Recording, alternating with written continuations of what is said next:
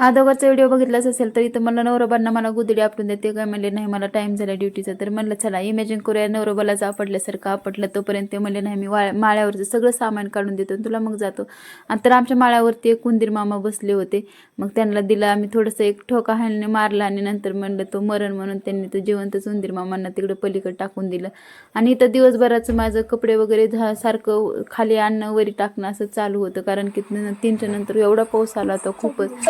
आणि तेवढ्या दिवशी माझं एका दिवशी मी पूर्ण दसरा काढला होता. किचन वगैरे सगळं आवरलं आणि नंतर इथं संध्याकाळी पूर्ण किचन आवरून मांडलेलं पण होतं. आणि जर वेळेस ठरवते मी की नाही हा डबा इथंच ठेवायचा हा हे पण काय माझ्याच्याने होतच नाही. कारण 15 दिवसच असं होतं. कारण नंतर मग लेकरं असल्यामुळे ते इकडली वस्तू तिकडं करतातच. तरी पण तेवढ्यातून आवरून ठेवावंच लागते.